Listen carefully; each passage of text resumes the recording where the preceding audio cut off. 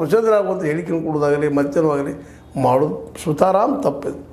ಸುವೇಂದ್ರ ಅಧಿಕಾರಿ ಕೊಡಲಿ ಬೇಡ, ಮಮತಾ ಬ್ಯಾನರ್ಜಿ ಅವ್ರು ಕೊಡಲಿ, ಅಥವಾ ಯೋಗಿ ಆದಿತ್ಯನಾಥ್ ಅವ್ರು ಕೊಡಲಿ ಬೇಡ, ರಾಹುಲ್ ಗಾಂಧಿ ಅವ್ರು ಕೊಡಲಿ, ಯಾರು ಏನೋ ಸ್ಟೇಟ್ಮೆಂಟ್ ಕೊಡೋಕ್ಕಿಂತ ಪೂರ್ವದಲ್ಲೇ ಒಮ್ಮೆಲ್ಲ 10 ಸಲ ವಿಚಾರ ಮಾಡಬೇಕಾಗಿದೆ. ಅದರಲ್ಲೂ ಒಂದಿಷ್ಟು ಉರಿತಿರುವ ಕೆಂಡಕ್ಕೆ ಒಂದಿಷ್ಟು ಎಣ್ಣೆ ಹಾಕುವಂಥ ಕೆಲಸ ಮಾಡುವ ಯಾವಾಗಲೂ ಅಸಾದುದ್ದೀನ್ ಓವೈಸಿ ಎನ್ನುವಂಥ ಲೀಡರ್ಗಳು ಸಹಿತ ಕೇವಲ ಇಸ್ಲಾಂ ಅಥವಾ ಮುಸ್ಲಿಂ ಒಂದು ಏನಪ್ಪ ಅಂದರೆ ಧರ್ಮ ನೆಲೆಗಟ್ಟು ಜಾತಿ ನೆಲೆಗಟ್ಟಿನಲ್ಲೋ ತಮ್ಮ ಒಕ್ಕೂಟನ್ನು ಸಂಘಟನೆ ಮಾಡ್ತಿರುವಂಥ ಇಂಥ ವ್ಯಕ್ತಿಗಳು ಇದರ ಬಗ್ಗೆ ಎಚ್ಚರ. ಇವನ್ ಹಿಂದೂಗಳಲ್ಲಿ ಇದ್ದಂಥವ್ರು ಸಹಿತ ಇದನ್ನು ಪ್ರಯೋಗ ಮಾಡಲಿಕ್ಕೆ ಹೋಗುವಂಥದ್ದೆಲ್ಲ ವಕ್ಫದ ಬಗ್ಗೆ ಇನ್ನೂ ಚರ್ಚೆ ಆಗಲಿ.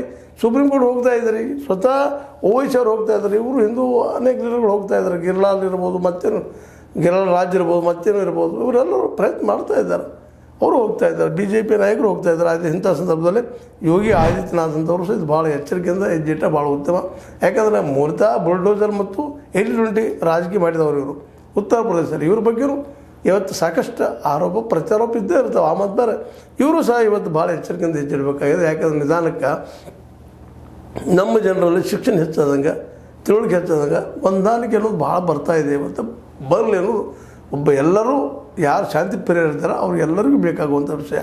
ಹೀಗಾಗಿ ಈ 150 ಜನ ಬಂಧನ ಅಷ್ಟೇ ಅಲ್ಲ, ವಕ್ಫ್ ತಿದ್ದುಪಡಿ ಕುರಿತಾಗಿ ಈಗಂತೂ ಪಾರ್ಲಿಮೆಂಟಲ್ಲಿ ಮುಗಿದು ಹೋಗ್ಯದ ಮತ್ತು ಮೇಲ್ಮನೆಯಲ್ಲಿ ಮುಗಿದು ಹೋಗ್ಬಿಟ್ಟದ. ಈಗೇನಿದ್ರು ಅದು ಕೋರ್ಟ್ ಮ್ಯಾಟ್ರ್ ಆಗಿದೆ, ಸುಪ್ರೀಂ ಕೋರ್ಟ್ನಲ್ಲಿ ಮ್ಯಾಟ್ರ್ ಅದು. ಅಲ್ಲಿ ಕನ್ವಿನ್ಸ್ ಮಾಡಿರಿ ಯಾವ ರೀತಿಯಾಗಿ ಈ ಒಂದು ಕಾನೂನಾಗಿದೆ, ಇದ್ರ ದೋಷಗಳಿರ್ಬೋದು, ಮತ್ತೇನಿರ್ಬೋದು, ನಿಮಗೆ ಬಗ್ಗೆ ನಿಮ್ಮಿಂದ ಏನಪ್ಪ ಅಂತಂದ್ರೆ ಇನ್ನೊಬ್ರಿಗೆ ತೊಂದರೆ ಆಗೋದಿಲ್ಲ, ಅವರಿಂದ ನಿಮಗೆ ತೊಂದರೆ ಆಗೋದಾಗಲಿ, ಎರಡು ತಪ್ಪು ಅನ್ನೋದು ದೃಷ್ಟಿಗೊಂಡ ನಿಮಗೇನಾದರೂ ಏನು ತೊಂದರೆಗಳಿದ್ದಾವೆ, ಇದು ಆಯ್ತಪ್ಪ ಅಂದ್ರೆ ವಕ್ಫ್ ಒಂದು ತಿದ್ದುಪಡಿ ಆಯ್ತು ಅಂದ್ರೆ ಎಷ್ಟು ತೊಂದರೆ ಕೊಡ್ಬೋದು ಅನ್ನೋದು ನೀವು ಕನ್ವಿನ್ಸ್ ಮಾಡಿರಿ ಕೋರ್ಟ್ಗೆ.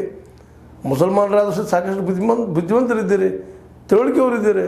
ಇದನ್ನು ಭಾಳ ಎಚ್ಚರಿಕೆಯಿಂದ ಬಗೆಹರಿಸಬೇಕಾಗಿದೆ. ಯಾಕಪ್ಪ ಅಂತಂದ್ರೆ ಇದರಲ್ಲಿ ಸಂಯಮವನ್ನು ತೋರ್ಬೇಕಾದ್ರೆ ಮುಸಲ್ಮಾನರು ಹೌದು, ಅದೇ ಕಾಲಕ್ಕೆ ಹಿಂದೂಗಳು ಹೌದು. ಹಿಂದೂಗಳಲ್ಲಿ ನಾಯಕರು, ಅವರಲ್ಲಿಯೇ ನಾಯಕರು, ಉಳಿದವ್ರಿಗೆ ಬೇಕಾಗಿಲ್ಲ. ದಿನನಿತ್ಯ ದುಡ್ಡು ತಿನ್ನುವಂಥವ್ರಿಗೆ ತಮ್ಮ ಮನೆ ನಡೆಯೋದು ಕಷ್ಟ ಅದ, ಅವರೆಲ್ಲಿ ದಿನ ಮಾಡ್ಲಿಕ್ಕೆ ಹೋಗ್ತಾರೆ.